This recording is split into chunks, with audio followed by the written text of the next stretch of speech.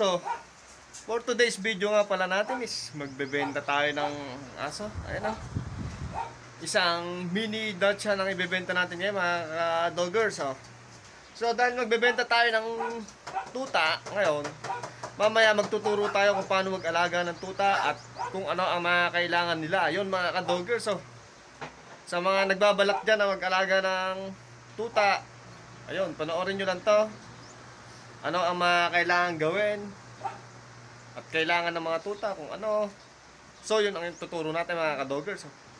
So hanggang dito na lang muna.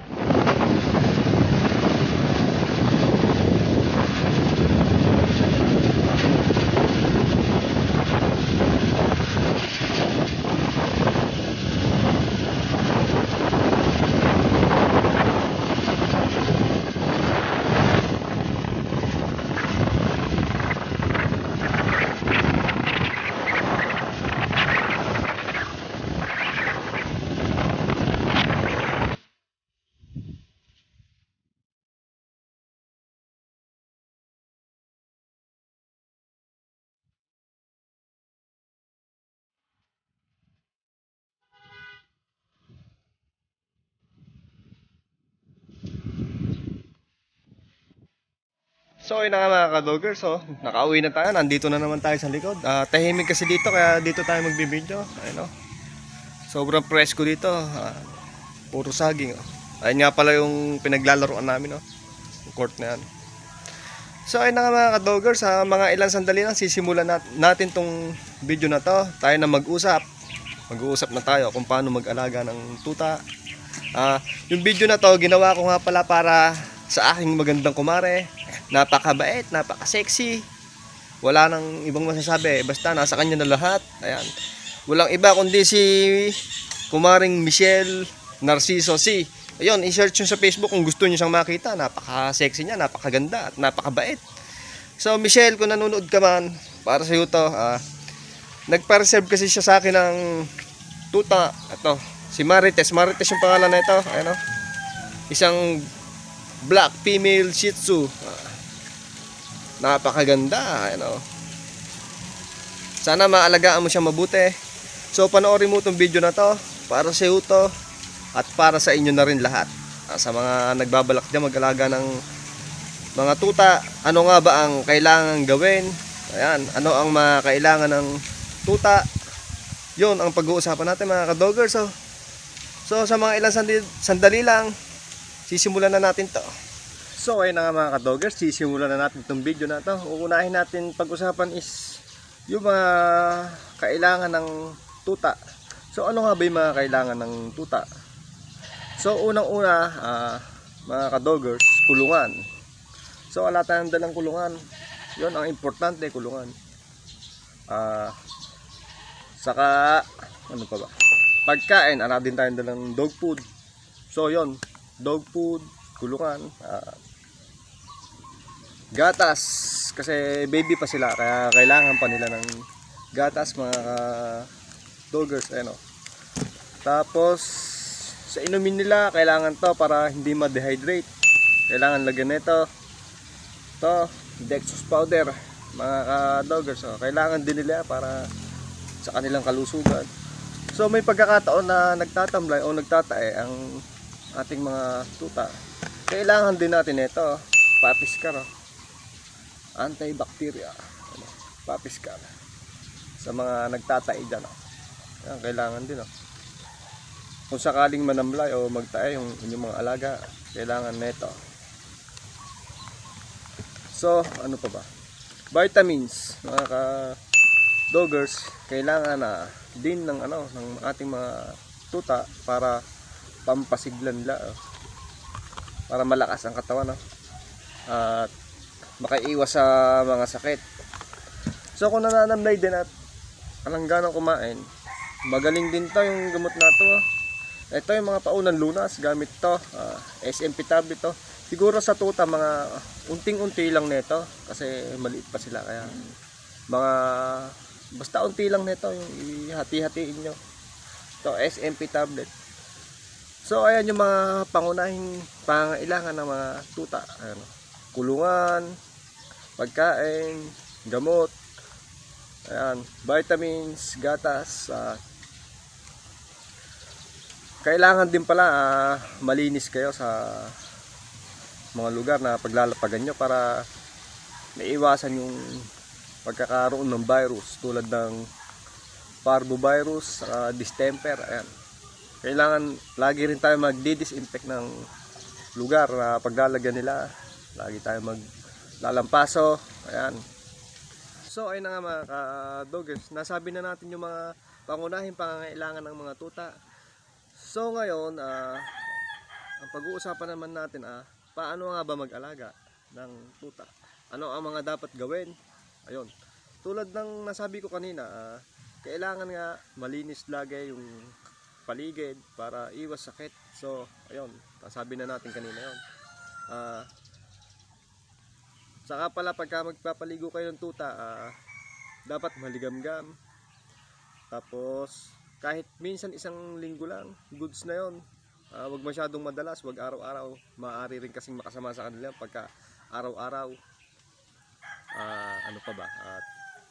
So ayun na mga ka-doggers, hindi kasi ito scripted. Kaya nag-iisip pa tayo ng mga pandagdag na sasabihin. So ayun na nga, dapat malinis sa paligid. Ano pa ba? Sa pagkain pala mga ka-doggers, dapat pala ibababad sa tubig. Dapat yung malambot muna yung ipakain natin sa mga tuta natin. Tapos di baling madalas, basta unti-unti lang. Yung iba kasi madaming magpakain, baka ma-impatcho yung tuta, maaaring magtae, manigas yung tiyan, maaari rin nilang ikamatay yun. So kailangan di baling madalas, siguro mga 4 sa isang araw, basta unti-unti lang, yung wag masyadong mabubusog. Kasi yung iba marami, ayan, masyado nabibigla siguro yung tuta, yung bituka. Ayun, mahina pa kasi silang yung panunaw nila, maaring impatcho, baka mamatay pa pagka gano'n. Kaya di baling madalas, basta unti-unti lang mga ka-doggers. So ano pa ba pwedeng gawin so tapos pala, ayan, wag muna kung saan dinadala, baka medyo mahina pa kasi yan, lalo na kung walang vaccine. Wag muna masyadong ilalabas o kaya ilalapit sa askal. Yung askal kasi carrier ng ng mga virus. Wag nyo ilalapit doon yung tuta, baka maaring mahawa sila. So ayun mga doggers, ano pa ba yung maaari natin idagdag? So ayun na nga mga doggers, dagdag lang, pahabol lang na video mga doggers. Kung bago lang pala sa inyo yung mga tuta. So dagdag lang mga ka-doggers, kung bago lang sa inyo yung tuta, kung kakukuha nyo lang, kabibilin nyo lang, hayaan nyo lang muna siya sa kulungan.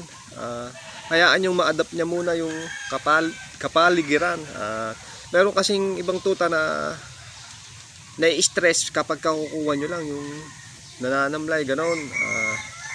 Hinahanap nila yung dati nilang tirahan, yung mga kapatid nila, ganon. Hanggang sa nalulungkot sila, ayaw kumain. So kaya hayaan nyo lang muna sa kulungan kahit mga 1 linggo. Tapos kung nararamdamin nyo na gusto nyo na sa lugar nyo, so ayun, pwede nyo nang ilabas-labas. Pero wag nyo ilalapag kung saan.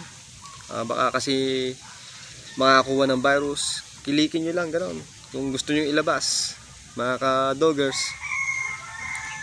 So ayun na mga ka-doggers, hanggang dito na lang yung video na to. Sana nakatulong ng malaki sa inyo, lalong lalo na kay Michelle C, sa aking magandang kumare.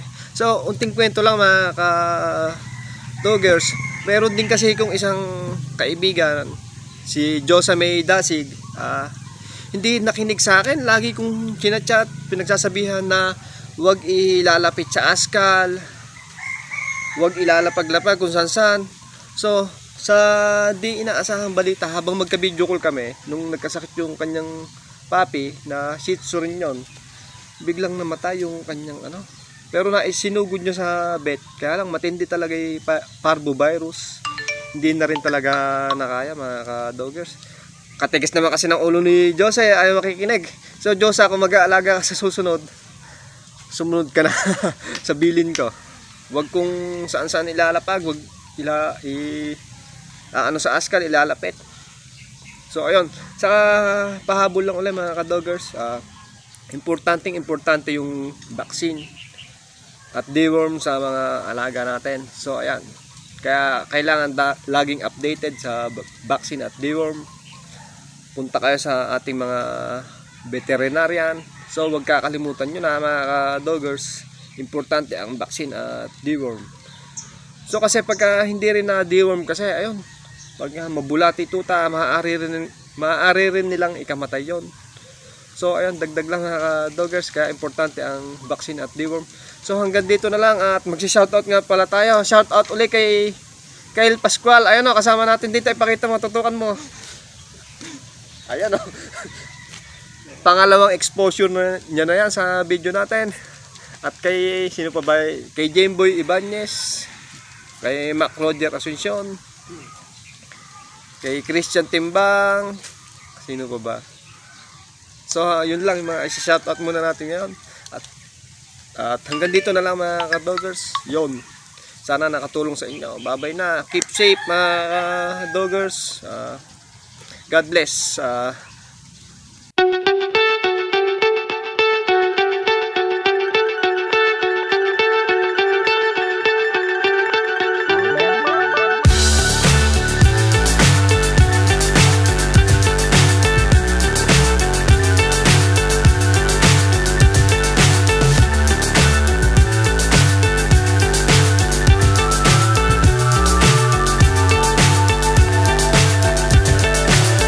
So high I'm hypnotized.